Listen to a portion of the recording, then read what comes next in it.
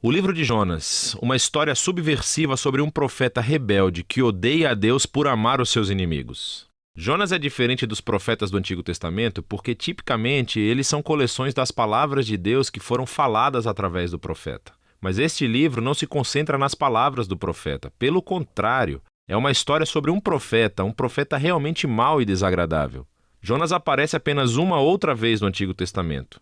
É durante o reinado de Jeroboão II, um dos piores reis de Israel.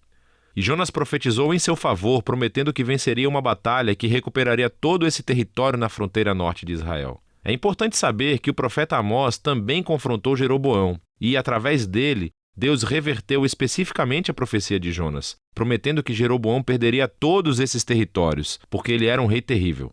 Então, antes mesmo da história de Jonas começar, suspeitamos do caráter dele. O livro de Jonas tem um belo conceito com todo esse emparelhamento e simetria literária. Então, você tem os capítulos 1 e 3 contando a história do encontro de Jonas com não-israelitas. Primeiro com alguns marinheiros e depois com os inimigos que Jonas odiava, os ninivitas.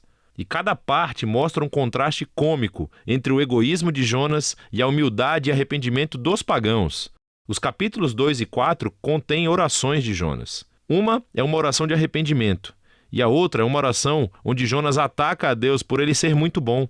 Agora, esse conceito cuidadoso do livro é acompanhado por um estilo realmente único de narração.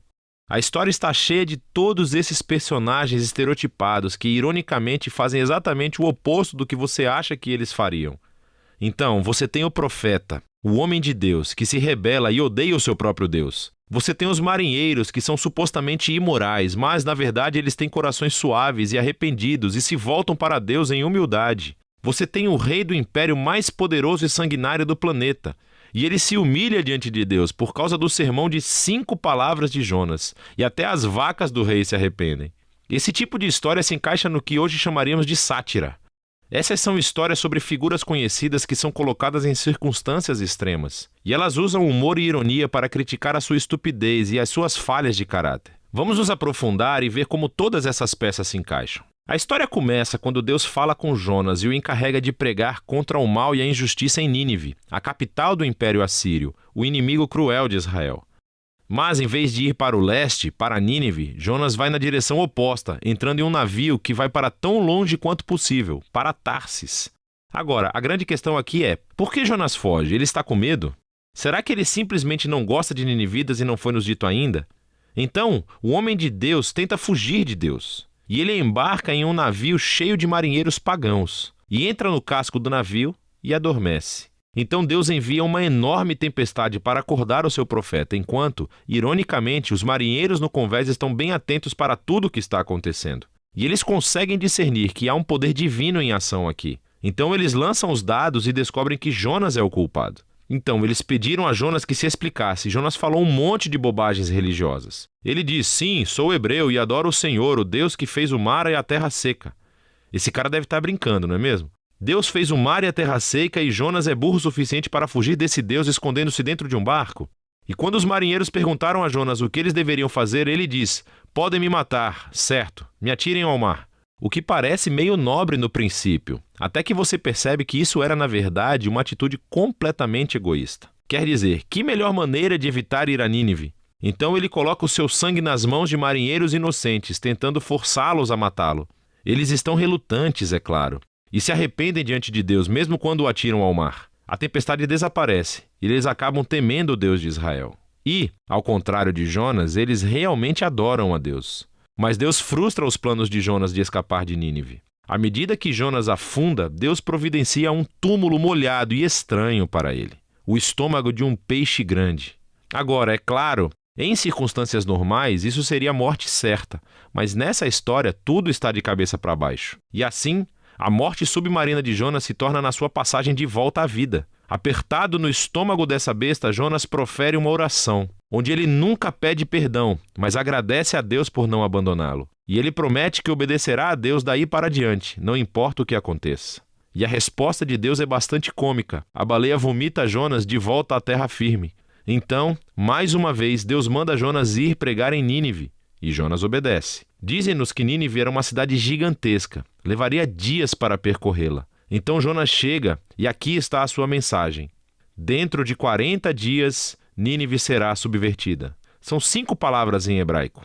Seu sermão é bem curto e também estranho. Quer dizer, olha o que ele está falando. Não há menção do que os ninivitas fizeram de errado ou do que deveriam fazer para responder. Não há menção de quem pode destruí-los e, mais notavelmente, não há menção de Deus. O que está acontecendo aqui? Será que Jonas intencionalmente forneceu o mínimo de informação? É como se ele estivesse tentando sabotar a sua própria mensagem ou garantir a destruição de Nínive. Simplesmente não há qualquer esforço por parte de Jonas aqui. Quaisquer que sejam seus motivos, o plano não funciona. Porque tão logo ele profere esse sermão de 5 palavras, o rei de Nínive, toda a cidade, incluindo todas as suas vacas, se arrepende, com tristeza e pesar. Então, pela segunda vez, esses pagãos malvados se mostram mais receptivos do que o próprio profeta de Deus. Então Deus perdoa os ninivitas e não destrói a cidade. Ora, aqui está a parte brilhante da história. A última palavra do sermão curto de Jonas, subvertido, significa exatamente isso, virado. E pode se referir a uma cidade sendo derrubada ou destruída, como Sodoma ou Gomorra. Mas também pode ser usado para falar de algo que é transformado, como invertido e transformado na direção oposta. E assim, comicamente, as palavras de Jonas se tornam realidade, mas não da maneira que ele pretendia. Nínive foi subvertida quando os inimigos de Jonas se arrependem e encontram a misericórdia de Deus. O capítulo final encaixa todas as peças. Jonas está furioso e profere a sua segunda oração. Primeiro ele diz a Deus por que ele fugiu, lá no capítulo 1. Não foi porque ele estava com medo. Pelo contrário, era porque ele sabia que Deus era muito misericordioso.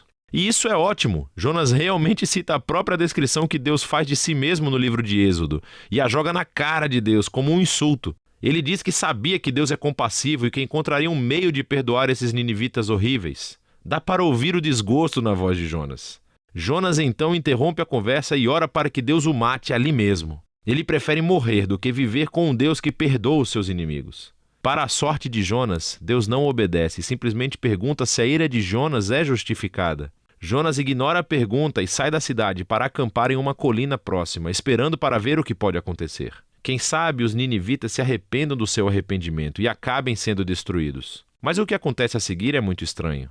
Deus fornece uma planta para proteger Jonas do sol e isso o deixa muito feliz. Mas Deus envia um pequeno verme para comer a planta, e Jonas perde a sua sombra. E no calor do sol, Jonas novamente pede a Deus para que o mate. Assim Deus pergunta a Jonas novamente se a sua raiva é justificada. E Jonas resmunga: absolutamente, agora me deixe morrer. E essas são as últimas palavras de Jonas na história do livro. As palavras finais de Deus são o que conclui o livro. Ele diz que esse incidente todo com a videira foi uma tentativa de chegar a Jonas, certo? Jonas ficou todo preocupado e sentimental por causa da vida dessa videira, que ele usufrui somente por um dia. E Deus perguntou a Jonas: os humanos não são um pouco mais valiosos do que as videiras? Não é correto que Deus possa sentir o mesmo tipo de emoção e preocupação pela cidade de Nínive, que está cheia de milhares de pessoas que se perderam no caminho e que também perderam suas vacas? E é assim que o livro termina, com Deus pedindo a Jonas a permissão para mostrar misericórdia aos seus inimigos. E qual é a resposta de Jonas? A história não diz, porque esse livro não é objetivo. A questão é que o livro está tentando te confundir. E as perguntas de Deus aqui, na verdade, são endereçadas a você, leitor. Você aceita o fato de que Deus ama o seu inimigo? E então esse livro contém um espelho para quem o lê. Em Jonas, vemos as piores partes do nosso próprio caráter ampliado, o que deveria gerar humildade e gratidão, que Deus ama os seus inimigos e tolera o Jonas que vive dentro de cada um de nós. E então essa estranha história se torna realmente uma mensagem de boas novas sobre o tamanho da misericórdia de Deus e se apresenta como um desafio central na nossa própria vida. E esse é o livro de Jonas.